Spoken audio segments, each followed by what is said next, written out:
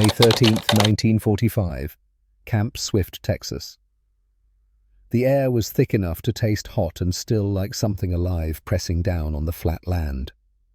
Dust hung in shafts of light between the white barracks. A line of 15 German women stood silent in that dust, their grey uniforms faded nearly white by sun and salt water, while a young American corporal walked past them with a clipboard checking boxes. Height, weight, scars, visible injuries. His name was Grant Holloway, 26 years old, from Chicago, the son of a pharmacist who had hoped his boy would take over the family store one day. Instead, Grant had enlisted, trained with a rifle, learned how to move under machine gun fire, how to throw a grenade, how to kill. Then a training accident shattered his left leg. Now a steel rod held the bone together, and instead of Europe, he got Texas.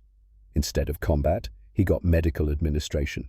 Instead of fighting Germans, he checked their blood pressure and wrote down numbers on forms. The paradox ate at him every day. He had prepared his whole adult life to meet Germans with violence. Now he met them with a stethoscope. He moved down the line slowly, his leg aching in the heat. Most of the women looked thin but healthy enough. Tired eyes, sunburned faces, the kind of weariness that came from crossing an ocean in a ship's hold. One of them, seventh in line, held her right arm close to her side in a way that seemed almost protective. Even in the brutal Texas heat, she seemed to shiver slightly when the woman next to her accidentally bumped her shoulder. Grant noticed, but said nothing yet. He finished with the woman in front of her, made his notes, then looked up. The woman was younger than he had first thought. Early 20s probably. Sharp cheekbones, dark blonde hair, tied back tight lines of dried dust on her face like war paint. Her grey jacket hung unevenly on her frame. The right side seemed stiff, as if the fabric had been starched wrong. "Name?" Grant asked. "Elise Kessler," she answered. Her English was clear, barely accented. The words came out careful but confident. Grant raised his eyebrows. "You speak English well?" "I learned in school," she said. "My father is a chemist in Heidelberg." Then she stopped as if she had said too much. Her mouth closed into a tight line. "Any illness?" Grant asked the standard question, his pen ready above the form. "Any wounds or pain?" She paused. Just half a second, but Grant caught it. The slight hesitation before she shook her head. "No," she said. "I am well." Grant frowned. Something in that pause felt wrong. He had seen prisoners fake sickness to avoid work details. This was different. This felt like someone hiding something they were afraid to reveal. Still, procedure was procedure. He needed to examine her properly. "Please remove your jacket," he said. She unbuttoned it with only her left hand. The right hand stayed pressed against her side, as if it were pinned there by invisible wire. When she slid the jacket off, Grant noticed how stiffly her right shoulder moved beneath the thin cotton shirt. The fabric was yellowed with old sweat and dust.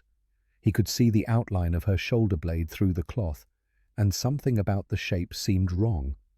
Swollen, maybe, or displaced. Grant listened to her heart and lungs. They sounded steady, normal. But when he told her to raise both arms, the problem revealed itself. Her left arm went up smoothly, no hesitation. Her right lifted only a few inches before she gasped and stopped. Her face went pale so fast it looked like someone had drained the blood out through her feet. The muscles in her jaw tightened as she clenched her teeth against something. Her shoulder twitched under the cloth like something was pulling from inside. "You are hurt," Grant said softly. "It was not a question." "It is nothing," she whispered. The words came out tight, forced through that clenched jaw. "It will pass." Grant reached out slowly and placed just his fingertips lightly on the back of her right shoulder through the shirt. The moment his fingers made contact, she flinched as if he had pressed a brand of hot iron into her skin. A sharp breath hissed between her teeth. Her eyes closed tight. And through the thin fabric, Grant felt heat. Not the warmth of a living body, but something hotter, localized, wrong, like a coal buried under the skin. Near the door of the medical barracks, The WWII supervisor shifted impatiently. "Corporal," she said, "we need to finish this group. We have work assignments waiting." Grant let his hand drop, but his mind was already working the puzzle.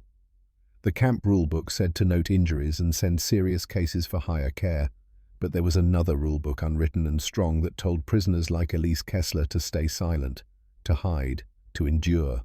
She stood there, breathing carefully, her right arm back against her chest, her face still pale.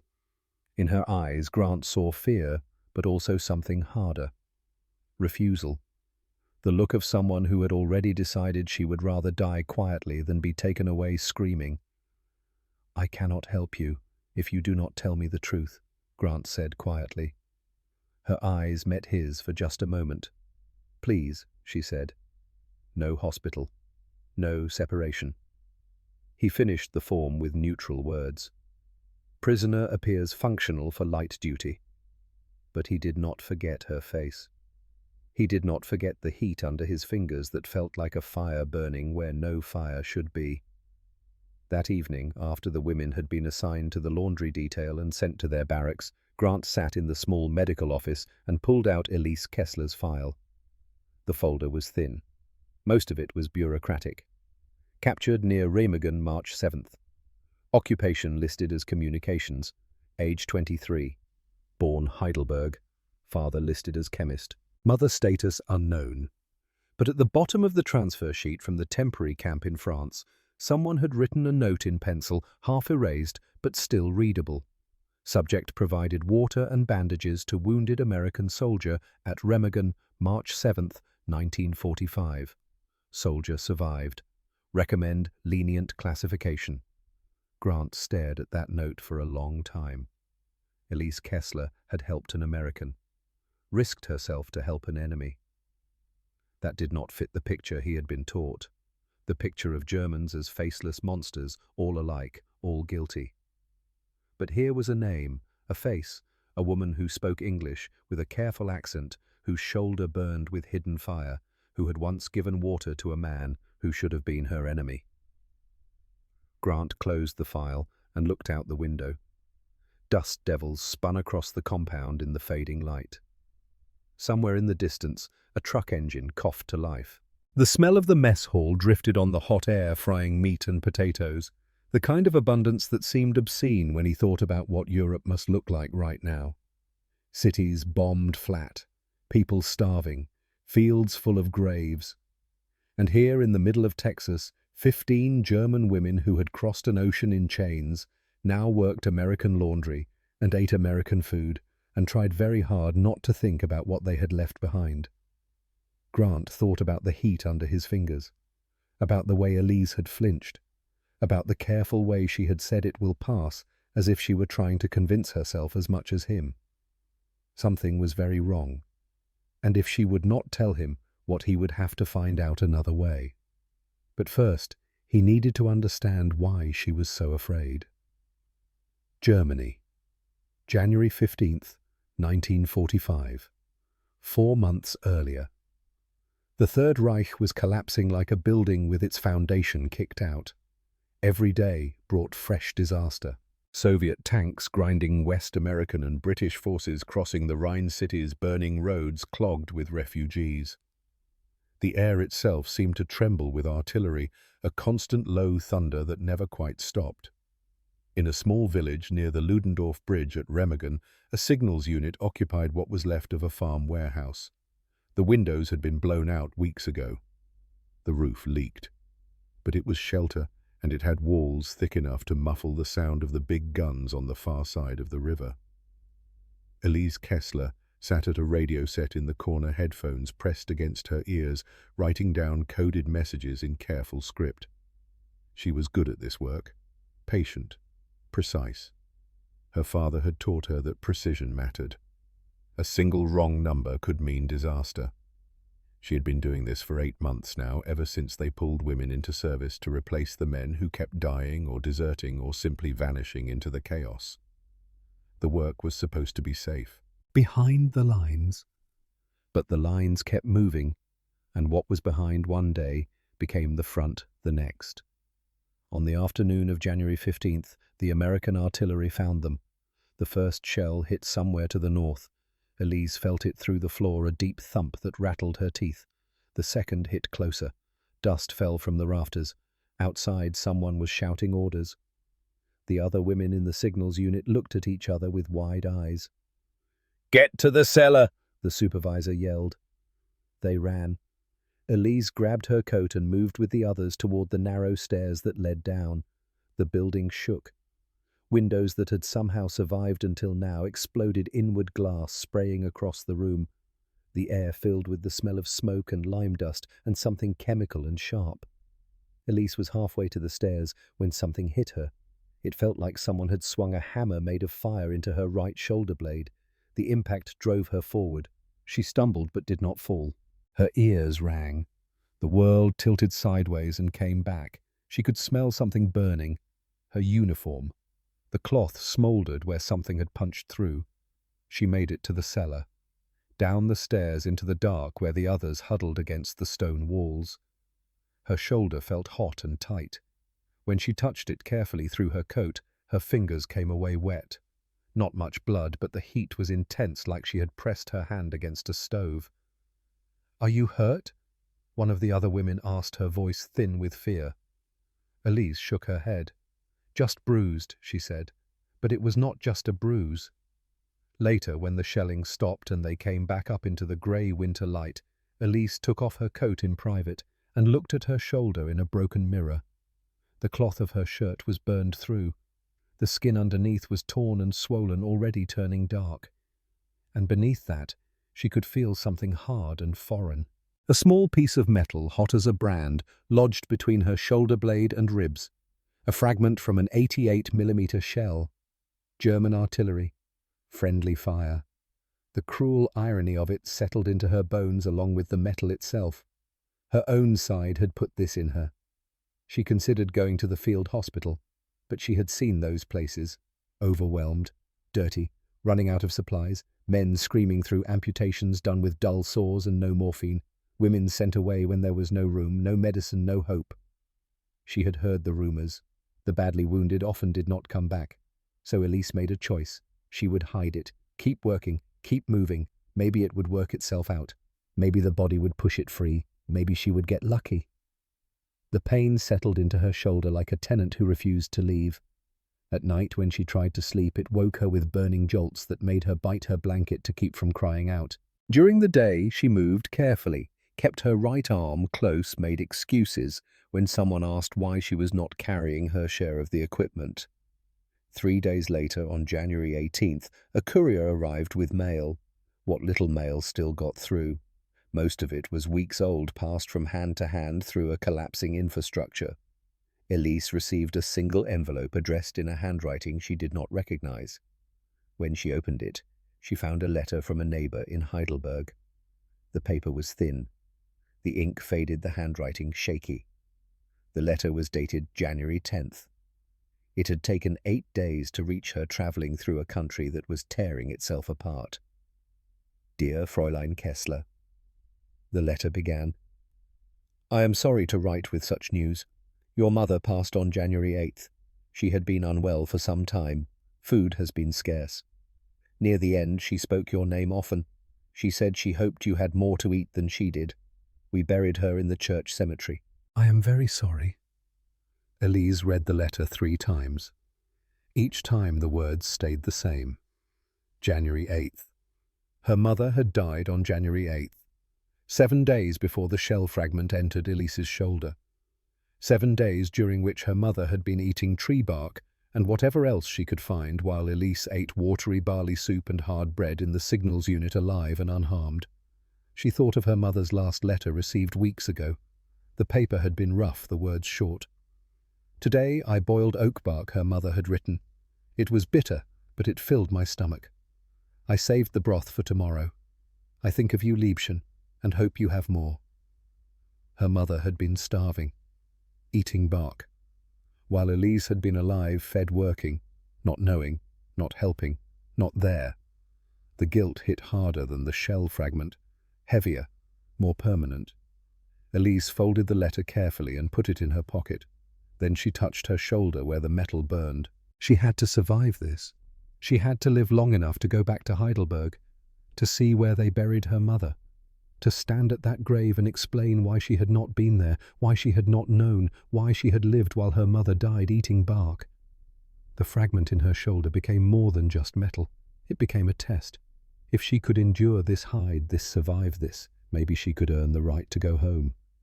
Maybe she could make the guilt worth something. So when people asked if she was hurt, she said no. When the pain woke her at night, she bit down hard and stayed silent. When the infection began slow and creeping, she told no one. She had survived her mother's death by 7 days.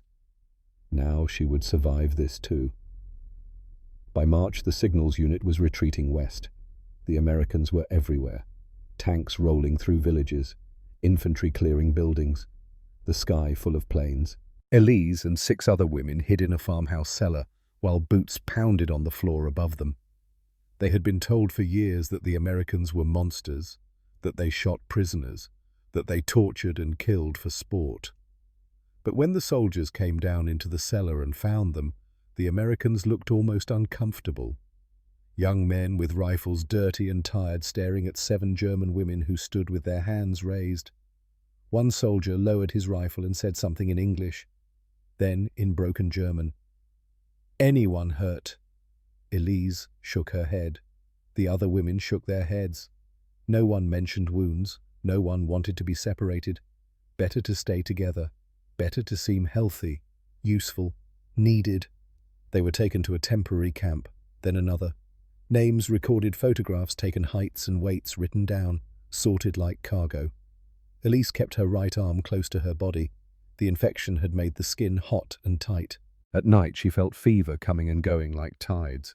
But during the day she stood straight, answered questions in clear English, and tried very hard to look like someone who was not slowly dying from the inside. In April they were loaded onto trains, cattle cars with straw on the floor and a bucket in the corner. Through the wooden slats, Elise watched Germany slide away. Then France. Then the coast. At the harbour, the smell of salt and diesel and tar filled the air. Chains rattled. Cranes lifted crates and vehicles. The prisoners were marched up a gangplank onto a Liberty ship, a vast grey hull that smelled of rust and oil. The holds were packed with bunks, stacked 3 high. Hundreds of men and women, all of them prisoners, all of them heading west across the Atlantic. The crossing took 2 weeks. The sea was rough. Many were seasick. The hold smelled of vomit and sweat and fuel. Elise lay on her bunk and held her right arm against her chest. The pain had changed. Less sharp now, more like a constant ache that reached deep into her ribs. The skin over the fragment was dark and swollen. When she pressed it gently, she felt heat and something that felt like liquid under the skin. Pus, probably. Infection spreading. On the bunk next to hers, a German man named Otto Brenner lay curled on his side. He was 28, from Munich, an infantryman captured near Aachen. He had a wound in his side that he had been hiding since December. 4 months. Like Elise, he had chosen silence over treatment, fear over hope. One night in the dark hold with the ship rolling and the engines throbbing, Otto spoke quietly in German. "I can smell bread," he said. What Elise turned her head to look at him. From the galley, Otto said, "The American galley. I can smell bread baking. Real bread. Not sawdust, not substitute. Real wheat bread." His voice was thin, weak. Elise could hear the fever in it. "They told us the Americans would starve us," Otto continued. "Beat us. Kill us. But I smell bread. Fresh bread." He coughed, a wet rattling sound. When he spoke again, his voice was even quieter. "I am dying for a lie," he whispered. 2 days later, Otto Brenner stopped breathing. The medics came, took his body away in a canvas sack, and that was that. Elise heard later that they buried him at sea, just slid him over the side in the middle of the Atlantic, one more casualty of a war that was already over. She thought about what Otto had said. Dying for a lie. They had been told so many things. That the enemy was inhuman. that surrender meant death, that loyalty meant sacrifice. But here on an enemy ship, prisoners ate soup that had real vegetables in it. They were given blankets, water. The guards were not cruel, they were just bored. Elise wondered what other lies she had believed, and whether she would live long enough to find out. When the ship finally reached New York, Elise caught a glimpse of the harbor through a small opening in the hold. Tugs hooting, gulls crying, the distant shapes of buildings taller than anything she had ever seen. Some of the prisoners saw the Statue of Liberty and laughed bitterly. Freedom. What a joke. For them, freedom meant barbed wire and guard towers. They were moved again, off the ship onto trains heading inland. The guards tried to explain in simple words and gestures. Texas, they kept saying. Texas. Elise had seen pictures of Texas in magazines before the war. Cowboys, deserts, cattle. It seemed like another planet. As the train rolled south, the air grew warmer. Dust came in through the cracks. The landscape flattened out into something vast and featureless. Elise's shoulder throbbed with each mile. The infection had settled in deep now. She could feel it in her bones. At night she woke with fever and chills. During the day she sat very still and tried not to move her right arm at all. Somewhere ahead waited a place called Camp Swift, a prison camp in the middle of Texas.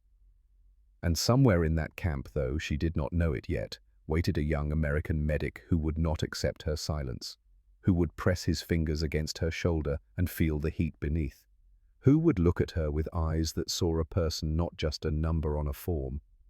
But first, she had to survive the journey, and the infection was spreading. On May 12, 1945, the train arrived at a small station near Bastrop, Texas. The prisoners were unloaded in the brutal afternoon heat. The air felt like it had weight pressing down, making it hard to breathe. Elise climbed down from the train car carefully. Her legs were weak. Her shoulder burned like someone was holding a torch against it from the inside. Trucks waited. The prisoners were loaded in 15 women in the back of an open truck, guards watching from the cab. The truck lurched into motion. Dust rose behind them in a long brown cloud. Through that dust, Elise saw the land stretching away in all directions, flat and endless, nothing like Germany. No mountains, no forests, just scrub brush and red dirt, and a sky so blue it hurt to look at. They passed through the gates of Camp Swift just as the sun was beginning to angle toward the horizon. The camp was enormous. Hundreds of white barracks arranged in neat rows, guard towers, barbed wire, American flags snapping in the hot wind. It looked organized, clean. Nothing like the bombed-out chaos of Germany. The women were taken to their own sections separated from the main compound where thousands of male prisoners worked and waited. They were shown to a barracks, given thin mattresses, told where the latrines were. A WAC corporal explained the rules in slow, loud English. Wake at 6. Breakfast at 7. Work assignments to follow. No talking to male prisoners. No leaving the designated area. That night, lying on her bunk in the heat with insects buzzing outside the screens, Elise thought about her mother's grave in Heidelberg. She thought about Otto Brenner sliding into the Atlantic in a canvas sack. She thought about the heat in her shoulder, spreading, growing, killing her 1 degree at a time. She had survived Germany, survived the crossing, survived the journey. But she did not know if she could survive what came next, because tomorrow she would have to stand in line and let an American doctor examine her. And when he did, when he touched her shoulder and felt that heat, she would have to decide. Tell the truth and risk being taken away, separated, sent to some hospital where she might vanish like all the others. Or stay silent, keep hiding, and hope the infection did not kill her before the war finally ended. In the dark, Elise touched the fragment through her shirt. Still hot, still there. A small piece of German artillery lodged in her body, carried across an ocean, hidden for 4 months. Tomorrow she would face an American medic with a clipboard and careful hands. Tomorrow, everything would change. But tonight, she was just another prisoner in Texas, burning from the inside out, wondering if truth or silence would kill her first. The next morning came hot and early. The sun rose over Camp Swift like a furnace door opening, flooding the flat land with light that had weight and heat even at 6 in the morning. Elise woke to the sound of a bell clanging somewhere across the compound. Her shoulder throbbed in time with her heartbeat. The infection had burned through the night, giving her fever dreams of her mother eating bark of Otto Brenner, sinking into dark water of metal, growing inside her like a seed. She sat up carefully. The other women in the barracks were stirring, pulling on their faded grey uniforms, splashing water on their faces from tin basins. No one spoke much. Speech took energy they did not have. Breakfast was at 7 in a mess hall that smelled of coffee and frying grease. The portions were larger than anything Elise had seen in the last year of the war.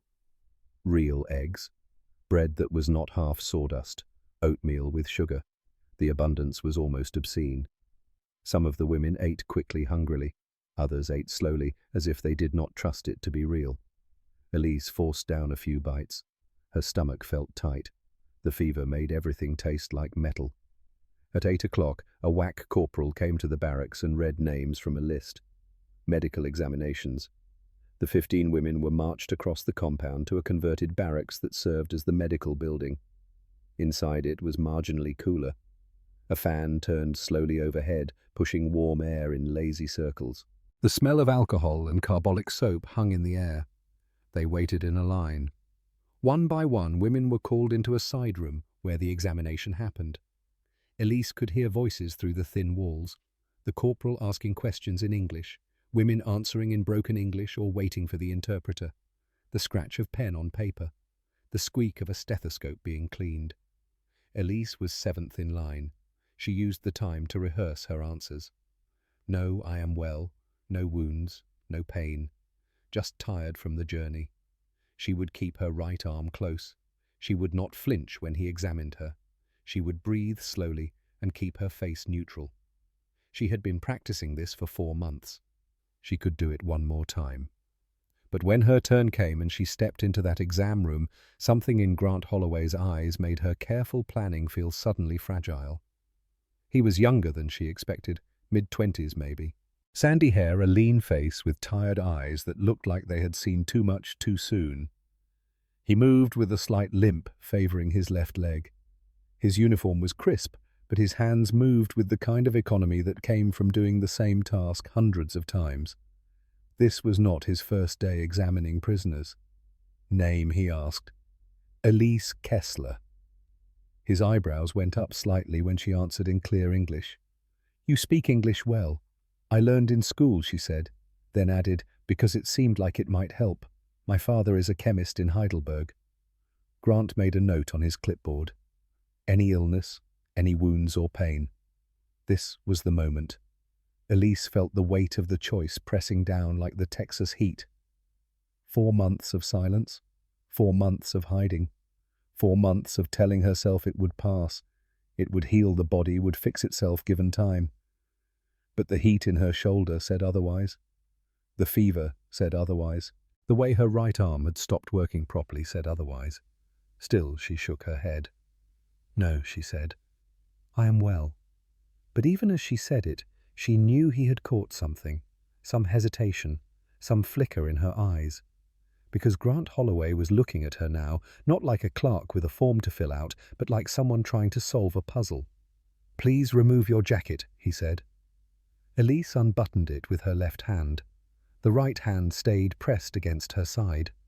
When she slid the jacket off, she felt the air touch the damp fabric of her shirt, clinging to her shoulder, where infection and fever made everything hot and wet. Grant listened to her heart, her lungs. Both sounded fine, apparently. But then he said, Raise both arms, please. Elise's left arm went up smoothly. Automatic. But when she tried to lift her right arm, the pain hit like a knife thrust between her ribs. She managed to raise it perhaps 6 inches before her body simply refused to go further. The muscles locked. Her vision blurred at the edges. She heard herself gasp a sharp involuntary sound that betrayed everything she had been trying to hide. You are hurt, Grant said. His voice was quiet, not accusing, just stating a fact. It is nothing, Elise whispered. The words came out through clenched teeth. It will pass. She watched his face, waiting for the next question, the demand for more information, the decision that would send her away to some hospital she would never return from. But instead, Grant Holloway did something that changed everything. He reached out slowly, telegraphing the movement so she could see it coming, and placed just his fingertips very lightly on the back of her right shoulder. Through the thin fabric of her shirt, barely touching, a feather's weight of pressure, and Elise flinched as if he had pressed a burning brand into her skin. The pain shot through her shoulder and down her side like electricity. She could not help it. Her breath hissed between her teeth, her eyes squeezed shut.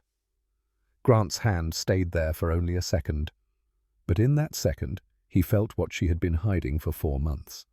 Heat. Unnatural heat radiating through the cloth, localized, intense, wrong. When he pulled his hand back, his face had changed. The bureaucratic efficiency was gone. Now he looked concerned, almost alarmed. Near the door, the WWII supervisor shifted impatiently. "Corporal, we need to finish this group." Grant ignored her. He was looking at Elise now with an intensity that made her want to step back. "I cannot help you if you do not tell me the truth," he said quietly. "Please," Elise said. The word came out desperate. No hospital. No separation. For a long moment they just looked at each other. Prisoner and guard, German and American. 2 people on opposite sides of a war that had just ended, trying to communicate across a gap wider than the Atlantic. Then Grant picked up his pen and wrote something neutral on the form. "Prisoner appears functional for light duty." But the way he looked at her as she put her jacket back on told Elise this was not over. He knew, and he was not going to let it go. That evening, after the medical examinations were finished and the women had been assigned to the laundry detail, Grant Holloway sat alone in the medical office and pulled out Elise Kessler's file. The folder was thin. Most of it was standard bureaucratic information: name, age, capture location. But at the bottom of the transfer sheet from France, someone had written a note in pencil, half erased but still readable. Subject provided water and bandages to wounded American soldier at Remagen, March 7, 1945. Soldier survived. Recommend lenient classification. Grant read that note 3 times. Elise Kessler had helped an American soldier, given him water and bandages when she could have walked away, when helping the enemy could have gotten her shot by her own side. That did not match the propaganda. That did not fit the picture of Germans he had been taught to hate. He thought about the heat under his fingers, about the way she had flinched, about the careful way she had said "it will pass," like someone trying to convince themselves of a lie. Something was very wrong with her shoulder, something that had been wrong for a long time, and she was so afraid of hospitals, so afraid of being separated, that she would rather die slowly than ask for help. Grant needed to understand why, and he needed to convince her that the enemy she feared most might be the only one who could save her life. The next morning, Grant requested permission from his commanding officer to conduct a more thorough examination. The officer frowned at the extra paperwork, but agreed as long as a WWII supervisor stayed in the room and proper protocol was followed. At 10 o'clock, Elise was brought to the small medical office. She walked in stiffly, her right arm held close to her body. Her face was pale, and there was a brightness in her eyes that Grant recognized as fever. The WWII sergeant stood by the door, arms crossed. Grant spoke gently, using slow, clear English. "I need to see your shoulder. The real problem." Elise hesitated. Then, as if she had made some internal decision, she nodded once. With her left hand she unbuttoned her shirt and let it slide down to her waist. She wore a thin undershirt beneath, and when she carefully lifted that with her left hand, Grant saw what she had been hiding. The skin of her right shoulder blade was a landscape of old trauma. Scar tissue twisted and shiny in the center. The edges were red and inflamed. The whole area was swollen, the skin stretched tight over something that did not belong. When Grant moved his fingertips lightly over it very gently, he felt something hard beneath the surface, like a small stone, and the heat coming off it was intense. hotter than any healthy tissue should be. How long, he asked. Since January, she answered quietly. Mid-January. Grant did the math in his head. Mid-January to mid-May. 4 months.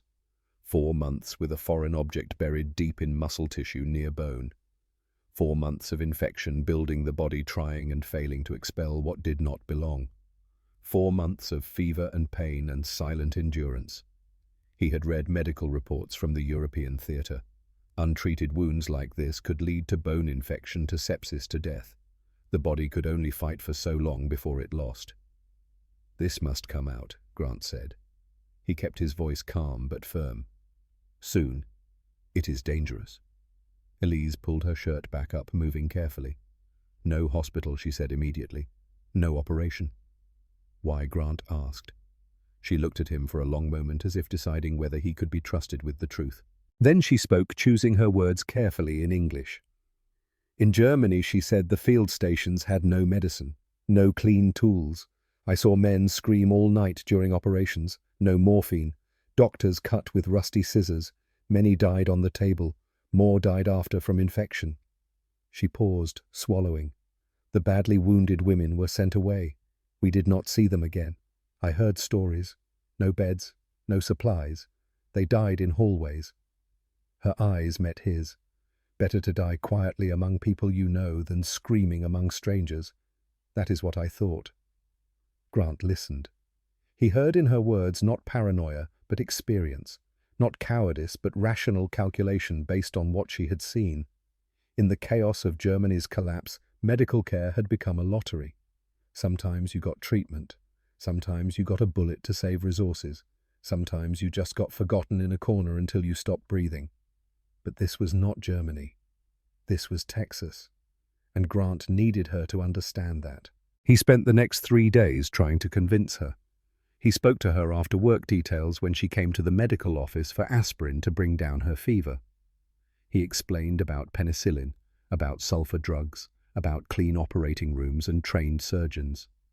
He told her about the hospital 20 miles north, about the supplies they had, about the success rates for this kind of operation. But words were just words, and Elise had been lied to by authority figures for too long to trust words anymore.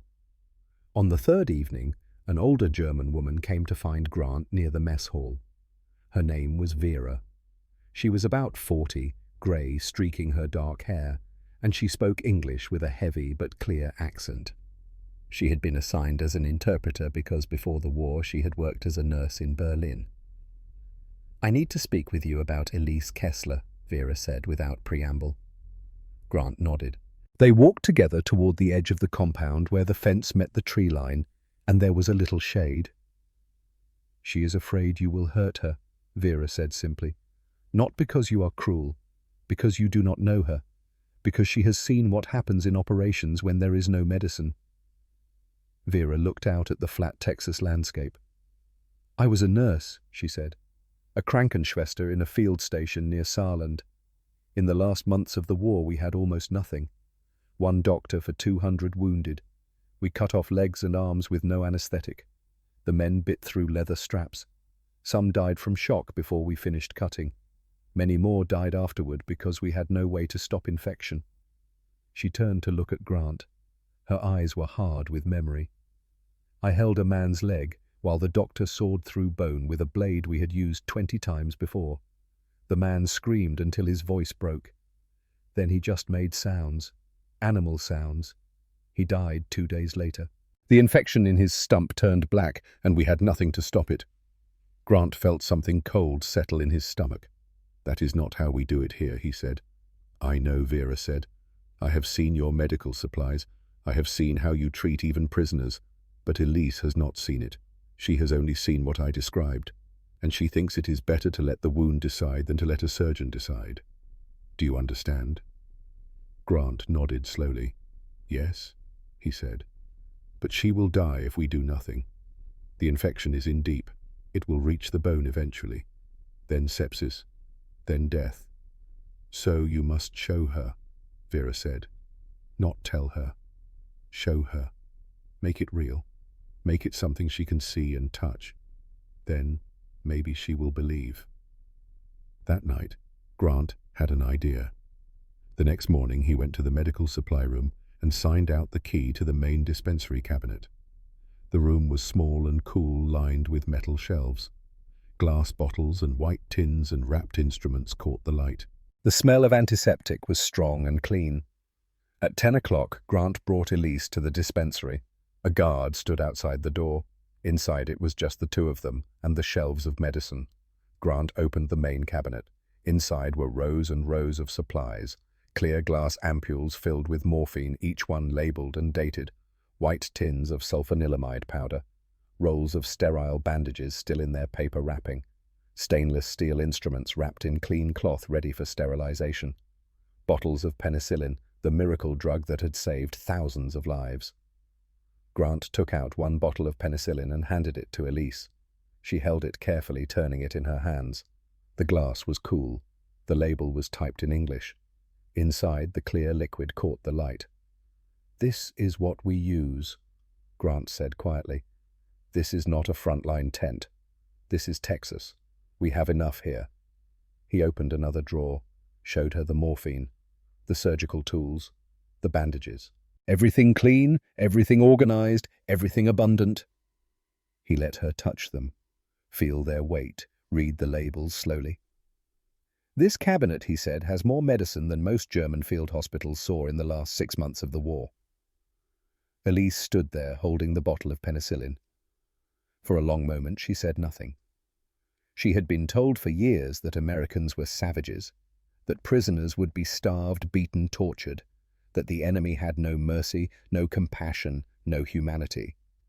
But here in her hands was proof otherwise. Real medicine, real supplies, real abundance. This was not propaganda. This was reality, solid and cool in her palm. "You promise," she whispered at last. "You promise. I will not wake up screaming, I promise," Grant said. "We will put you to sleep with ether.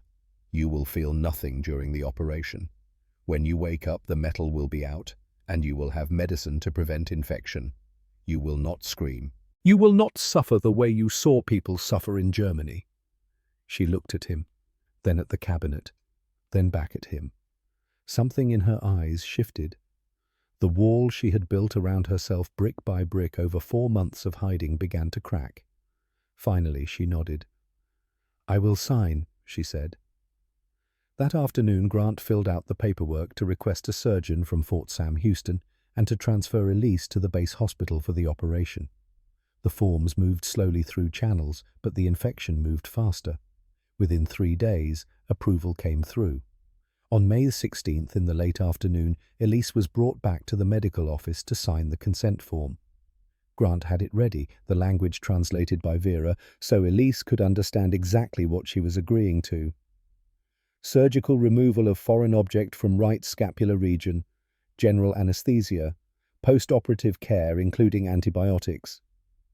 Elise signed with her left hand. Her right arm hung useless at her side. After she signed, Grant said, "Before you go to the hospital tomorrow, you should eat. Build your strength." Elise looked at him, puzzled. "I ate at the mess hall already." "Come with me," Grant said. He led her out of the medical office, the guard following at a respectful distance. They walked across the compound to a separate section of the mess hall, an area reserved for medical staff and special cases. The WWII supervisor, who accompanied them, looked curious, but said nothing. Inside, the smell of cooking food was overwhelming. Rich, fatty, unmistakable. Elise had not smelled anything like it in more than a year. Grant spoke quietly to the cook, an older man with sergeant's stripes. A few minutes later, the cook brought out a plate. A real plate, white ceramic, not a tin tray. And on that plate was food that Elise had almost forgotten existed. 6 strips of bacon. Golden brown, the edges dark and crisp, the centers glistening with rendered fat. 2 eggs, the yolks bright yellow, like small suns floating in clear whites. 2 slices of toast, real butter, melting into the bread, pooling in small golden lakes. A tin cup of coffee, black and strong steam rising. The cook set it down in front of Elise. Grant nodded toward it. "Eat," he said. You will need the strength."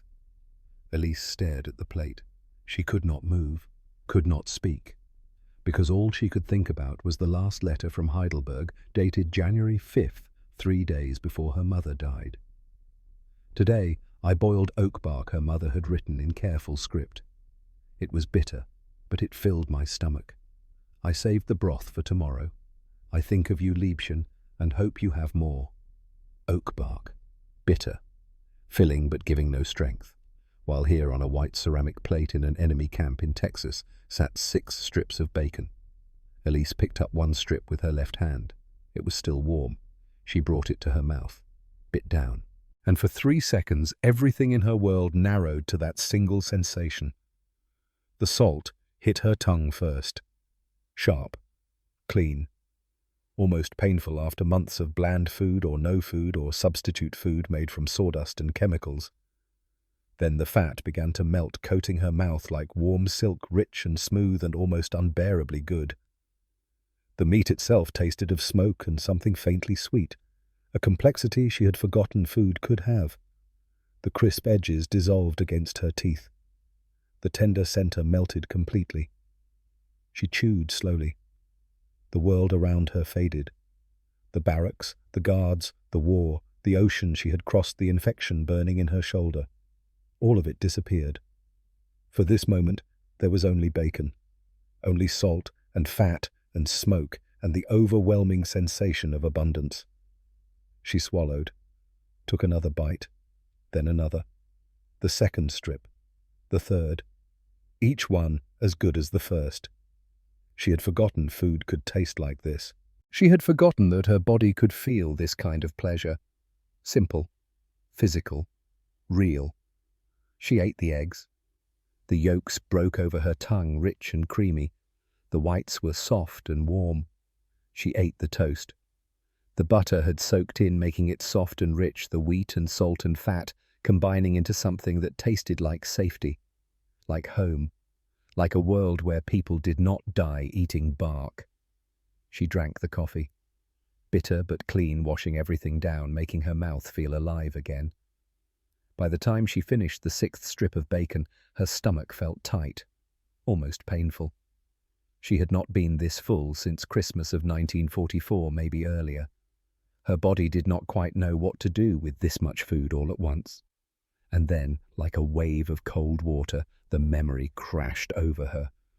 Her mother, January 8th, oak bark, bitter, no strength, died 3 days after writing that letter, while Elise sat here in Texas in an enemy camp eating bacon that tasted like heaven. She looked across the table at Grant Holloway. Tears gathered in her eyes, but she did not let them fall. She kept her voice steady, quiet. "My mother died on January 8th, she said. She was eating bark from oak trees, trying to survive on bitterness and water. And I just ate 6 pieces of bacon. Real bacon. American bacon." The guilt settled into her chest like a stone. Not sharp, not cutting, just heavy, permanent. The weight of being alive when others died. The weight of having more when others had nothing. The weight of tasting heaven while her mother tasted bark. Grant was quiet for a moment. Then he spoke, and his voice was soft, almost gentle. "My brother died at Omaha Beach," he said. "June 6th, 1944. D-Day. His name was William. He was 24 years old. He wanted to be a teacher when the war ended." Grant looked down at his hands. "I was supposed to ship out with his unit. We trained together. We were going to fight together. Then I had a training accident. Fell wrong during an obstacle course. Shattered my leg. They had to put a steel rod in to hold the bone together." He paused. "That accident saved my life. I was in a hospital in England while William landed on Omaha Beach, while he got shot running up that sand, while he bled out in the surf with 1,000 other men." Grant looked up at Elise. "Every morning I wake up in Texas, safe, dry, alive, and I ask myself, why him? Why not me? He was brave. He was good. I am just the one who fell wrong during training." He leaned forward slightly. We both carry guilt for being alive, Elise. You ate bacon while your mother starved. I live in Texas while my brother is buried in France. But guilt will not bring them back. Living well that honors them more than dying slow would.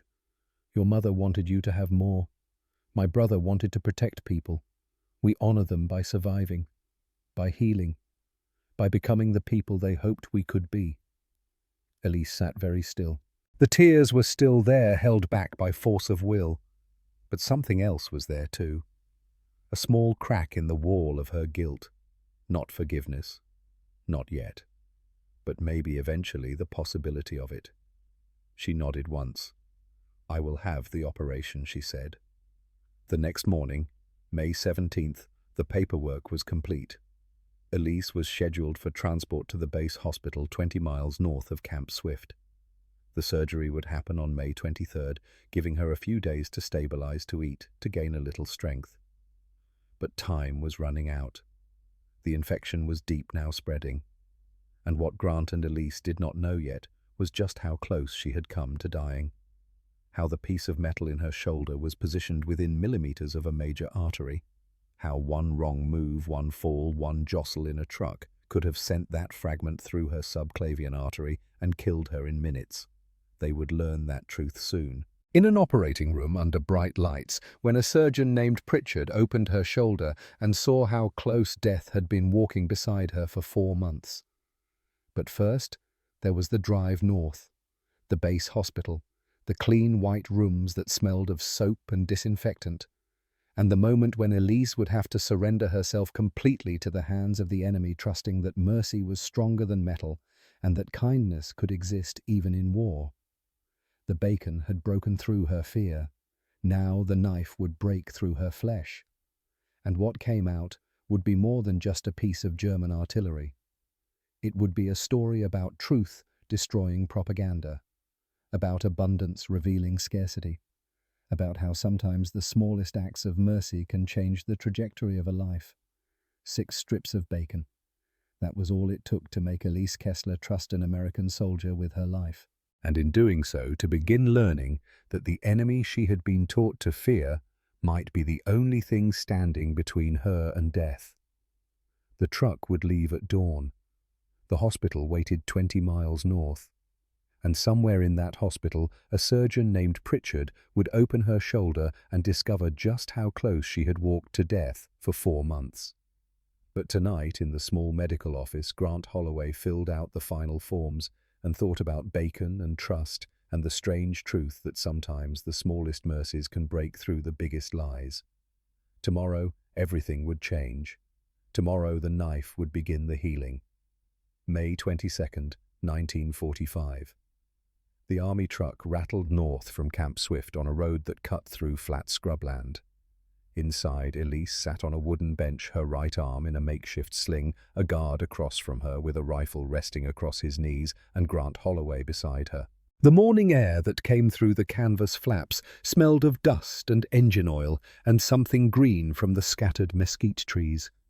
Every time the truck hit a rut in the road, pain flashed from Elise's shoulder down through her ribs. But the fear in her stomach felt sharper than any physical pain. She was leaving the familiar barbed wire of Camp Swift for something unknown. A hospital, an operating room, surrender to a process she could not control. Grant seemed to sense her tension. He did not speak much during the drive, but once when the truck jolted particularly hard and Elise gasped, he said quietly, "The hospital is good. Clean. You will see." She nodded, but did not answer. Words felt inadequate for what she was feeling. The base hospital sat on the northern edge of a larger training facility. It was a collection of long, low buildings painted white, their windows covered with screens to keep out the Texas insects.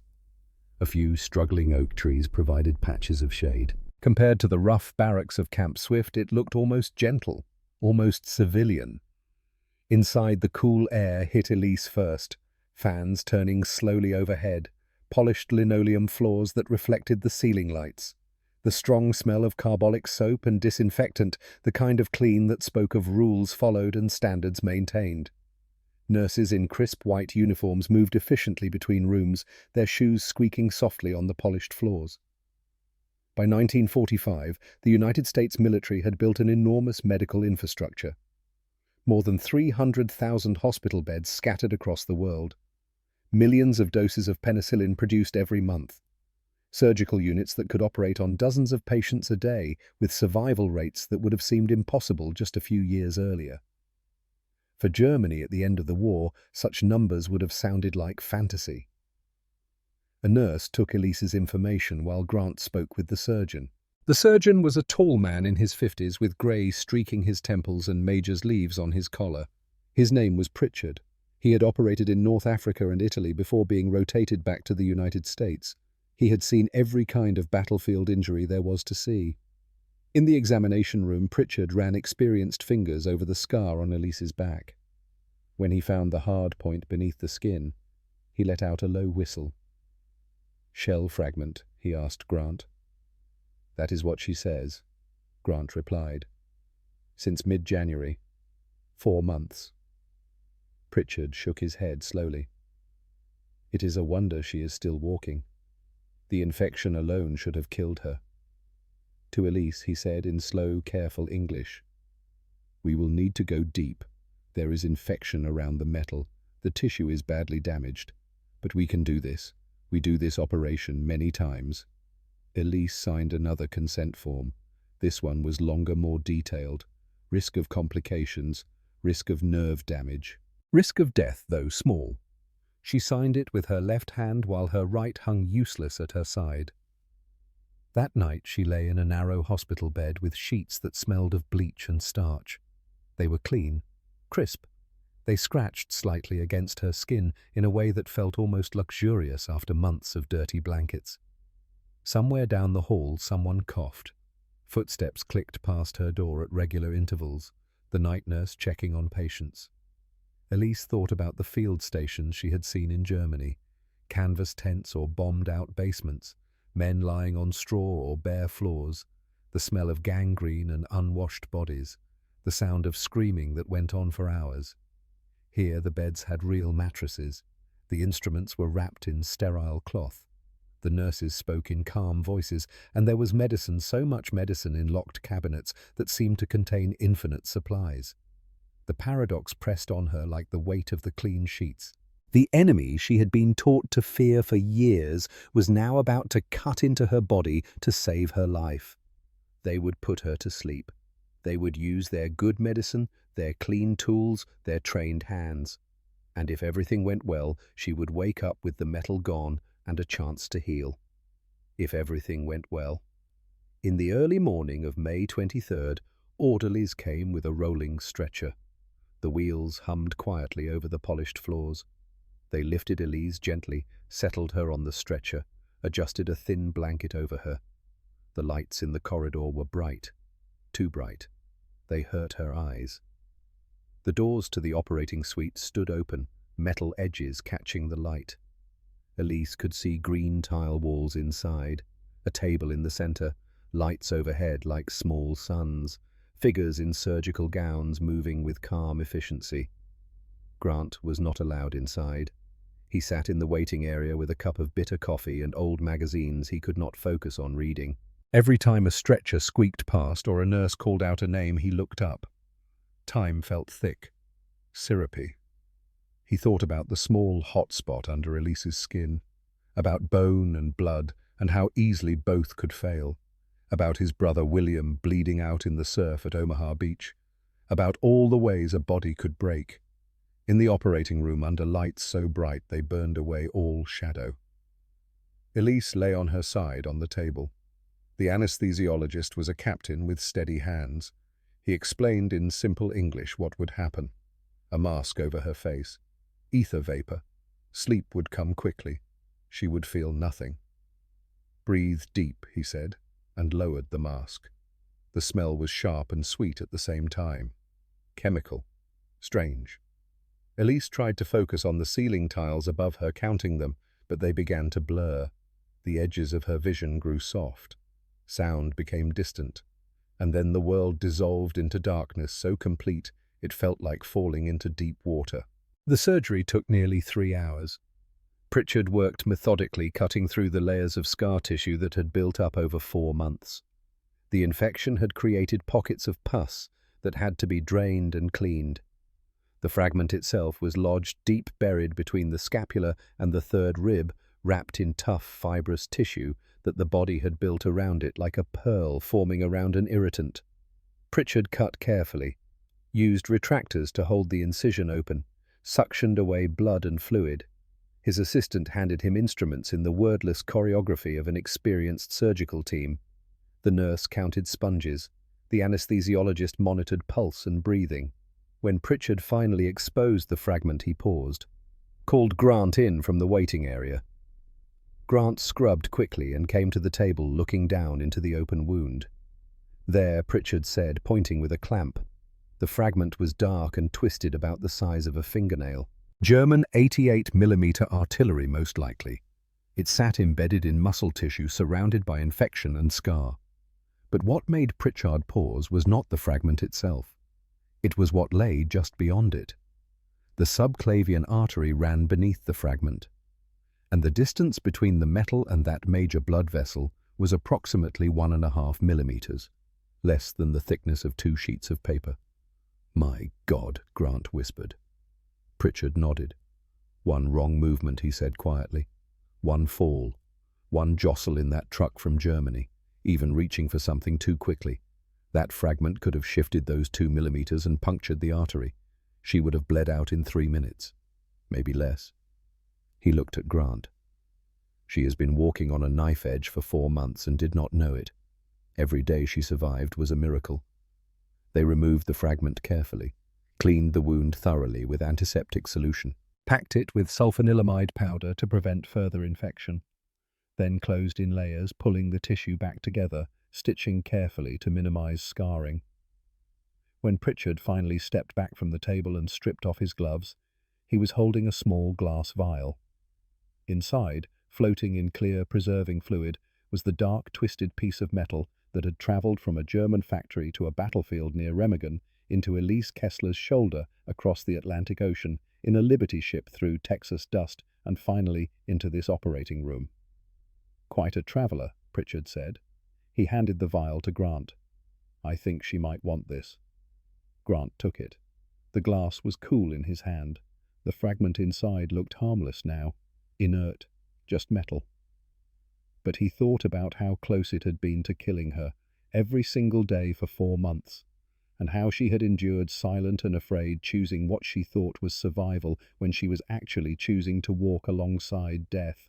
When Elise woke, the first thing she felt was weight. Her shoulder felt thick and dull, wrapped in tight bandages that pulled at her skin.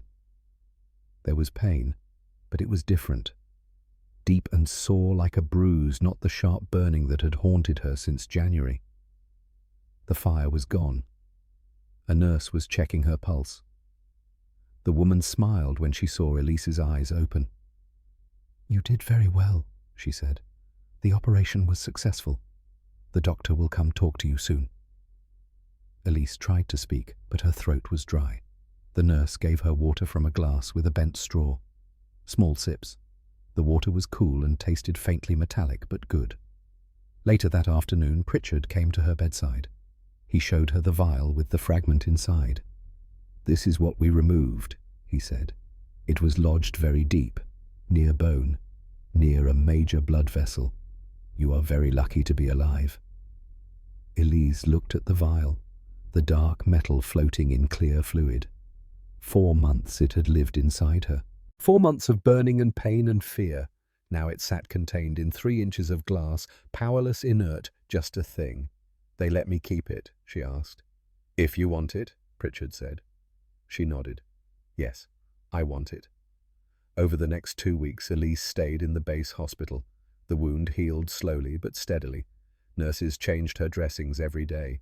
The infection that had been spreading through her shoulder began to retreat under the assault of antibiotics. Penicillin injections twice a day. Sulfanilamide powder packed into the wound. Her body, finally given the tools it needed, began to fight back and win.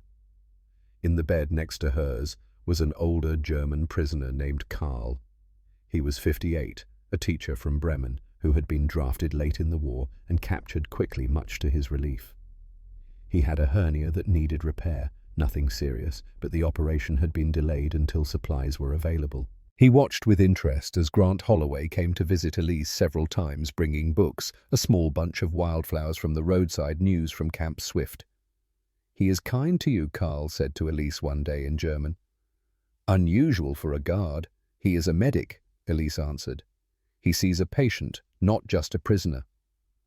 Carl stared at the ceiling, his hands folded on his chest. "What did we become?" he murmured, "that such simple kindness can surprise us so much." On the first day of June, Carl told Elise about his son. They were alone in the ward, the nurses busy elsewhere. Carl's voice was quiet but steady, as if he had been holding these words inside for a long time and needed to let them out. "I had a son," Carl said. His name was Lucas. He was a surgeon in Essen, 31 years old, talented, dedicated. He wanted to save lives. Carl's fingers tightened on the blanket. In December of 1944, Lucas was working in a basement that served as a field hospital. 50 wounded men, 1 bottle of morphine, surgical instruments that had been used so many times they were dull, no proper lighting, no way to sterilize anything properly. The old teacher's voice stayed level, but his eyes were wet. Lucas operated for 16 hours straight. He saved 11 men, but he cut his hand on a bone fragment during one surgery, just a small cut. Within 3 days the cut was infected. Within a week he had blood poisoning. He died on December 23rd. Carl turned to look at Elise. 1 bottle of penicillin would have saved him. Just 1, but there was none. Germany had nothing left. And my son died in a basement in Essen because the country he served could not provide what he needed to save himself. He gestured weakly at the hospital around them. "Look at this place. Look at what they have. Cabinets full of medicine, clean instruments, trained doctors. Lucas died for lack of a single bottle of penicillin. You lived because America had medicine to spare, even for prisoners, even for enemies." Elise did not know what to say to that. The unfairness of it was too large. Carl's son, a healer, dead because his own country could not heal him. Elise, a clerk, alive because the enemy had abundance. On June 6th, exactly 1 year after D-Day, Elise was cleared to return to Camp Swift. Grant came to pick her up in the same truck that had brought her north 2 weeks earlier. Before they left, he handed her something wrapped in brown paper. "For the ride back," he said. Elise unwrapped it carefully. Inside was a Hershey's chocolate bar. The brown wrapper was printed with cheerful letters. She stared at it. In Germany, by late 1944, children had fought over single squares of ersatz chocolate made from sawdust chemicals and hope. Real chocolate had become a memory, a rumor, something that maybe existed somewhere but not here, not for us. She broke off 1 square and placed it on her tongue. The sweetness hit immediately. Pure, rich. The chocolate melted smoothly, coating her mouth with a flavor so intense it was almost painful. No bitterness, no chemical aftertaste, just chocolate, real chocolate. She broke off a 2nd square and turned to Carl, who was being discharged the same day after his own surgery. She handed it to him without speaking. Carl took it with trembling hands. He placed it in his mouth and closed his eyes. Tears ran down his weathered face, disappearing into the grey stubble on his cheeks. "Ich habe seit 1941 keine echte Schokolade mehr gegessen," he whispered. "I have not tasted real chocolate since 1941. 4 years. 4 years of ersatz and substitutes and going without. And now, in an enemy hospital in Texas, real chocolate." The simplicity of it was devastating. Elise thought about her mother, about oak bark and bitter broth. Her mother had never tasted this chocolate, would never taste anything again. Elise should hate this chocolate, should refuse it on principle, but she could not. It tasted too good. And that made everything worse. By August, Elise was back in the rhythm of Camp Swift. Her shoulder was healing well. The scar would be ugly, a twisted patch of shiny skin that would never quite match the rest, but it was clean. No infection, no heat, just a reminder of what she had survived. That month, Texas cotton was ready for harvest. More than 5 million acres planted across the state, and most of the men who would normally pick it were still in uniform. The farmers needed labor, the camps had prisoners, and so began the strange season when German prisoners of war worked American fields under the brutal August sun. Buses came to Camp Swift every morning at dawn. Prisoners climbed aboard, men and women together, guards with rifles watching but not harsh. They rode out to fields that seemed to stretch to the horizon, white bowls of cotton covering everything like strange snow in the summer heat. Each prisoner was given a long sack and simple instructions. Pick. The work was hard. Cotton feels soft when it is woven into cloth, but on the plant the bolls are surrounded by dry bracts that are sharp enough to cut. By the end of the first day, Elise's fingers were bleeding. By the end of the first week, they had formed calluses. The heat was intense. 42 degrees Celsius some days. The air shimmered above the red dirt. Sweat soaked through clothes in the first hour and never dried. Water trucks came around every 2 hours with barrels and tin cups. The guards made sure everyone drank. Heat stroke killed and dead prisoners were paperwork. Elise worked slowly at first, testing her shoulder. The muscles were weak from weeks of disuse, but gradually, day by day, she found she could reach higher, lift more, move with less pain. The scar tissue pulled and itched but held. The surgery had worked. The medicine had worked. She was healing. Grant came out to the fields sometimes with the camp doctor, checking for heat stress and dehydration. He would stop by Elise's row, ask how the arm was doing. She would show him. Better, she said. It is true. The paradox of those days was sharp enough to cut. Here was Elise Kessler, wearing a faded grey German uniform, picking cotton in Texas fields to help feed and clothe the country that had defeated her. Around her were other German prisoners doing the same. Across the United States that summer, approximately 100,000 German POWs worked in agriculture, picking fruit, cutting timber, harvesting grain, labor that kept the American economy running while American men were still overseas. And the guards were not monsters.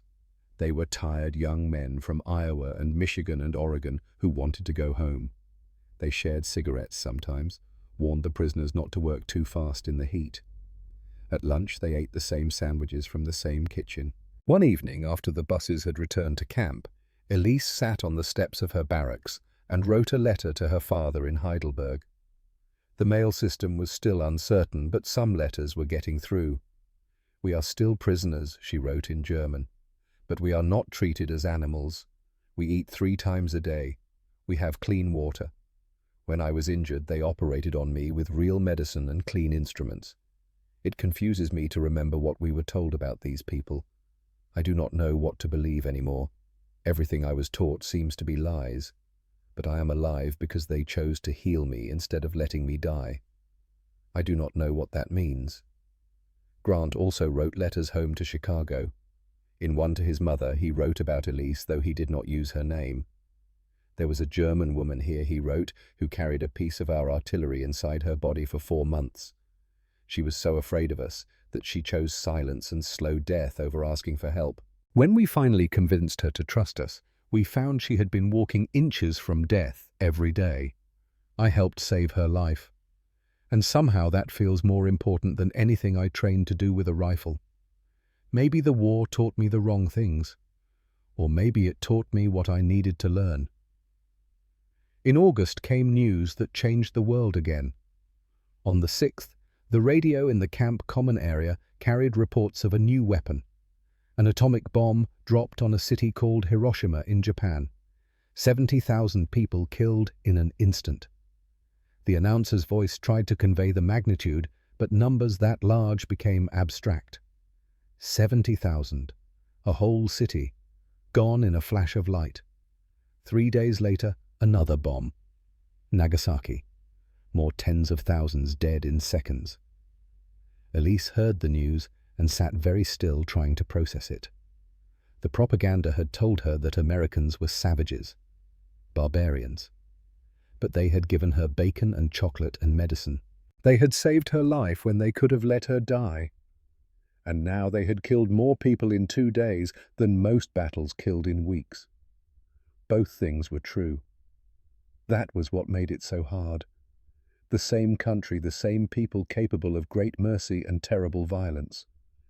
She thought about Grant Holloway, who had been patient and kind and had probably saved her life. And she thought about the men who had built and dropped those bombs. Were they so different? Or was war just a place where humans did the best and worst things they were capable of, often at the same time? On February 18th, 1946, orders came down. 300 prisoners from Camp Swift were being sent home. The war had been over for months. Germany was occupied, divided, being rebuilt under Allied supervision. It was time to return the prisoners. Elise's name was on the list. On the morning of her departure, she packed her few belongings into a small canvas bag, a change of clothes, a few letters, a worn Bible someone had given her, and wrapped carefully in a handkerchief the glass vial with the fragment inside. Grant met her near the infirmary before the trucks were loaded. He was holding something. When he handed it to her, she saw it was the vial, the same one Pritchard had shown her in the hospital. The surgeon kept this on a shelf, Grant said. I thought you should have it. It is yours. Elise took it. The glass was cool. The fragment inside looked small and dark and harmless. What will I do with such a thing, she asked. Whatever you like, Grant said. Keep it, throw it away, hide it in a drawer. It is your story now.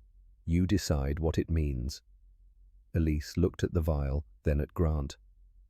I will keep it on my desk one day, she said quietly, to remember that an enemy's knife saved me from my own army's shell, to remember that things are not always what we are told they are. They shook hands. It was brief, formal, watched by guards and other prisoners. But there was weight in it, a recognition that passed between them. Two people on opposite sides of a war who had met in the strange space between propaganda and truth and had chosen mercy over fear. The truck engines started. Elise climbed into the back with the others. The canvas flaps were tied open so they could see out. As the convoy rolled through the gates of Camp Swift, for the last time Elise looked back at the white barracks, the guard towers, the flat Texas land that had nearly killed her and then saved her. Grant stood near the medical building, watching the trucks disappear into their own dust. His leg ached. It always ached when the weather changed. In his pocket was a letter from his mother asking when he would come home, when he would take over the pharmacy like his father wanted. Soon he had written back. Soon. But he thought about Elise Kessler and the fragment and the bacon and the choice to trust. He thought about his brother William buried in France. And he thought that maybe the most important battles were not the ones fought with rifles, but the ones fought against fear and hatred and the lies we tell ourselves about enemies. The journey home reversed the journey out. Trucks to trains, trains to ships. The grey Atlantic crossing, but eastbound this time. Elise stood on deck once looking at the water and thought about Otto Brenner somewhere down there in the dark, dying for a lie.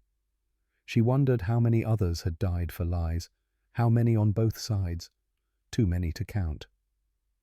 When the ship reached Europe, Germany looked like a corpse. Cities bombed flat, bridges down, roads cratered. Heidelberg was better than some places, worse than others. The old city centre had damage, but not total destruction. The university her father worked at was being rebuilt with American money and supervision. Her father was alive. Thin grey, older than she remembered, but alive. They stood in the rubble of what had been their neighbourhood, and held each other, and did not speak, because words were insufficient. Over the next 5 years, Elise returned to school. The university reopened. She studied pharmaceutical sciences because it seemed right. I am only alive because someone had enough medicine to spare some for a prisoner, she told her father. Maybe I can help make sure there is enough medicine for everyone. By 1952, she had her degree. She sent a photograph to Grant Holloway in Chicago. She stood in front of a rebuilt university building wearing a white blouse holding her diploma. On the back, she wrote in careful English, "Dear Grant, I thought you would want to know I finished. I still have the fragment on my desk. It reminds me that even very small pieces of metal and very small mercies can change the line of a whole life. Thank you. Elise. Grant received the letter at his pharmacy on the north side of Chicago. He had taken over his father's store after all. It smelled of chalk and alcohol and paper. He showed the photograph to his wife, then placed the letter in a box with others he kept in his desk drawer. In 1953, Elise married a chemist she met at the university. In 1954, they had a daughter. She named her Margaret after her own mother, who had died eating bark. But in September of 1956, Elise began to feel pain in her right shoulder again. Different from before. Deeper, more constant. She went to a doctor. They took X-rays. The images showed something that made the doctor's face go very still. The infection from 1945 had reached the bone after all. It had been there dormant for 11 years. Slowly and visibly, it had turned into osteosarcoma. Bone cancer. The kind that was usually fatal in the 1950s. The doctors gave her perhaps 4 months, maybe 6 if she was lucky. Elise went home and sat at her desk where the glass vial sat next to her family photographs. She wrote a letter to Grant Holloway. It took her several days because her hand shook and she had to rest often. Dear Grant, she wrote, the doctors say I have perhaps 4 months. The infection you removed in 1945 had already touched the bone. It grew quietly for 11 years. I do not regret trusting you. You gave me 11 good years I would not have had otherwise. 11 years to finish my studies. 11 years to work making medicines that might save others. 11 years to marry and to hold my daughter Margaret, who is 2 now and asks why Mama is tired. I have asked my husband to send you the fragment when I am gone. Keep it if you wish, or throw it away. But remember this. I ate bacon in Texas while my mother starved eating oak bark in Germany. I will carry that guilt to my grave. But I also carry gratitude. You taught me that enemies are just people who have not yet met. You gave me 11 years when propaganda said you would give me none. Thank you for the 11 years. Thank you for the bacon. Thank you for the chocolate. Thank you for seeing me as Elise, not just a prisoner. The fragment crosses the ocean one more time, back to America, back to you. It wounded in January 1945. It healed in May 1945. Now it returns to the man who understood that mercy is stronger than metal. Mit freundlichen Grüßen, Elise Kessler. She sealed the letter, but did not mail it. Not yet. She wanted to add more. But the pain grew worse and the time grew short. And in December of 1956, Elise Kessler died in Heidelberg at the age of 34, leaving behind a husband, a 2-year-old daughter, and a letter she never quite finished. In early 1957, Grant Holloway received a package from Germany. Inside was the letter, a small photograph of Elise holding a toddler and the glass vial with the fragment. Grant sat in the back room of his pharmacy and read the letter 3 times. Then he cried for the first time since his brother had died 13 years earlier. He placed the vial on a shelf in the pharmacy next to a framed photograph of William in his uniform, smiling at a camera before shipping out to England. 2 pieces of metal, 2 lives cut too short, but also 1 life extended. 11 years of medicine defeating metal. 11 years of mercy winning a small battle in an enormous war. In the 1980s, Grant was old. His hair was white. His leg ached constantly.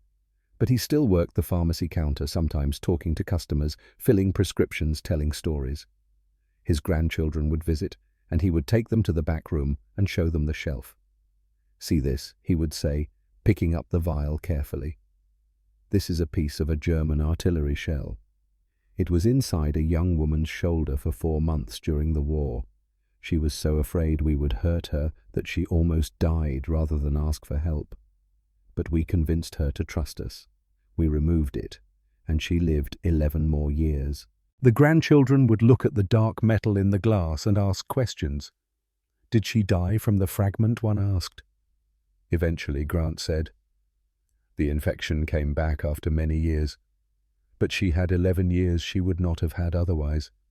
11 years to finish school, to work, to marry, to have a daughter. Not long enough. It is never long enough. But longer than if she had stayed silent. The grandchildren did not fully understand. They were too young. But Grant hoped that someday they would remember. That when they heard about wars and enemies and hatred, they would think about a fragment in a vial, about bacon that broke through fear, about chocolate that tasted like heaven to a man who had not had real sweetness in 4 years, about the choice to see another person clearly.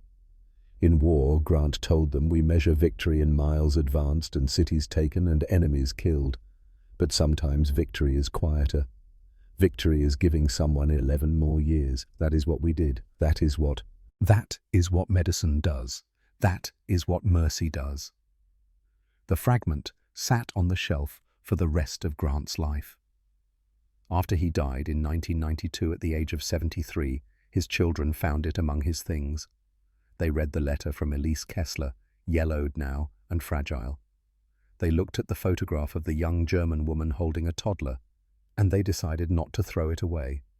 The fragment still exists somewhere. In a box, in an attic, in a museum maybe. A small piece of twisted metal that crossed the Atlantic twice. Once to wound, once to return. A traveler carrying a story about truth-destroying propaganda. About abundance revealing scarcity. About how the smallest acts of mercy can echo across decades. Elise Kessler lived 11 years after May 1945. Not enough, never enough. But 11 years to taste bacon, to eat real chocolate, to hold her daughter, to work, making medicine that might save others. 11 years that propaganda said she would never have. 11 years because one American medic chose to see a person instead of a prisoner. And in the end, that was the victory. Not miles, not cities, not body counts. Just 11 years. Just mercy. Just the choice to heal instead of hate. That fragment in the vial holds all of that. A whole war in a piece of metal the size of a fingernail. A whole life in the space between fear and trust. A whole truth in the gap between what we are told and what we discover when we finally carefully reach out and touch. It burns when you touch it, Elise had said in May 1945. But sometimes burning is how healing begins.